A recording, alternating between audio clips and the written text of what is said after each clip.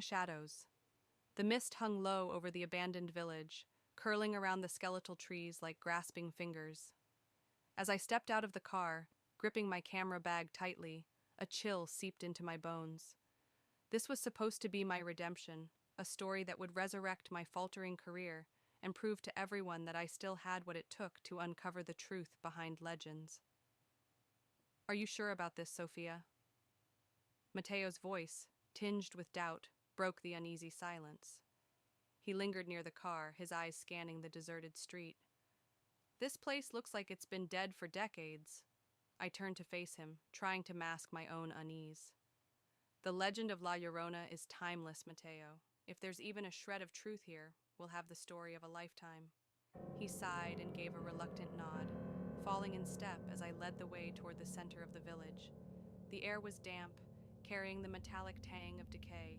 Every creak of the wooden boards beneath our feet felt deafening in the oppressive silence. The village was a ghostly tableau, crumbling homes, overgrown pathways, and shadows that seemed to watch our every move. The locals had warned us against coming here. "The weeping woman doesn't like visitors," an old man had muttered, his trembling hand pushing a faded map toward me. "Stay away from the river, that's where she waits." But the river was exactly why we were here. The legend of La Llorona, the vengeful spirit of a mother who drowned her children and now wandered the earth in eternal sorrow, was infamous. Countless sightings had been reported, all centering around this forgotten place. The path to the river was overgrown, the foliage dense and unyielding. As we approached, I couldn't shake the feeling of being watched. The river itself was a dark, sluggish current, reflecting the pale moonlight like a cracked mirror. It felt as though the water held secrets, whispering them just beyond the range of human hearing. I set up my camera on the tripod, forcing myself to focus on the task. Mateo fidgeted nearby, glancing over his shoulder every few seconds. "Tell me you hear that," he whispered suddenly, his voice barely audible. I froze, straining to listen.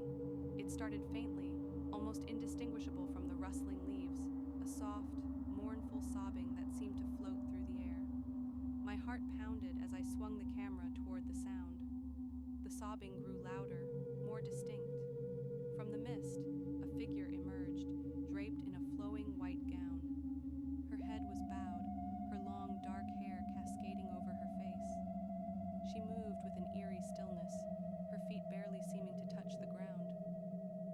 "Mateo, are you getting this?" I whispered, my voice shaking. He didn't answer. When I turned to look at him, his face was pale, his eyes wide with fear. "We need to go," he muttered, backing away, but I couldn't move. My gaze was locked on the woman. Her sobs pierced the night, a haunting melody of despair. "Mis hijos, ¿dónde están mis hijos?" Her voice was sharp, like a knife slicing through the stillness. I raised the camera, my fingers trembling. "Excuse me, ma'am, are you—" She looked up. Her face was gaunt, her hollow eyes glowing with an unnatural light. Her mouth opened in a silent scream, and suddenly, the sobbing wasn't hers alone. It surrounded us, echoing from every direction. We ran. I don't know how far or how long, but the sound of her cries followed us, relentless and unyielding. Finally, we stumbled into an old church at the edge of the village. The heavy wooden doors groaned as we slammed them shut. Inside, the air was thick with the scent of decay. Broken pews littered the floor, and a single candle flickered weakly on the altar. Mateo collapsed against the wall, his chest heaving. "This isn't just a legend, Sophia," he said, his voice shaking. "She's real." I didn't respond. My mind was racing, piecing together the fragments of the story I'd uncovered. The villagers had abandoned this place after a series of mysterious deaths. Children had disappeared, their bodies found near the river, with expressions of pure terror frozen on their faces. Pulling out the map the old man had given me, I noticed something I hadn't seen before. Symbols were etched into the corners, protective wards according to legend. This church was supposed to be a sanctuary. "Mateo," I said, my voice barely above a whisper, "this church, it's supposed to be safe." We spent hours in the church, listening to the wind howl outside. The sobbing came and went, each time closer than before.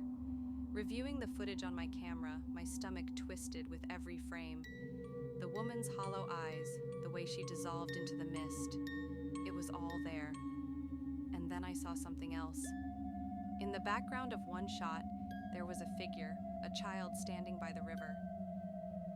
"Mateo, look at this." I pointed to the screen, my hands trembling. "She's not alone." His face went ashen. What does that mean? Before I could answer, the sobbing returned, louder than ever. The candle on the altar flickered and died, plunging us into darkness. The doors of the church creaked open, though we hadn't touched them. The cold hit me like a wave as she entered, her figure glowing faintly in the moonlight. She glided forward, her feet barely touching the ground. "Mis hijos!" she wailed, her voice a haunting melody. I stepped forward, my mind racing. "Your children, they're gone, aren't they? That's why you're here." Her head snapped toward me, and for a moment I thought I saw a flicker of something. Pain, maybe, or recognition. "Sophia, don't," Mateo hissed, but I ignored him. "You're trapped here," I continued, my voice shaking. "But why? What happened to your children?" Her scream was deafening, a sound that seemed to come from everywhere at once. The windows shattered, and the wind roared through the church. Then, silence. She stood inches from me now, her breath cold against my skin. "They took them," she whispered. "They took my babies." It wasn't the answer I expected. "Who took them?" I asked, my voice barely audible. Her eyes filled with tears that shimmered like silver. She raised a hand, pointing toward the village. "The men, they came in the night. I couldn't stop them." The pieces clicked into place. The legend had been twisted over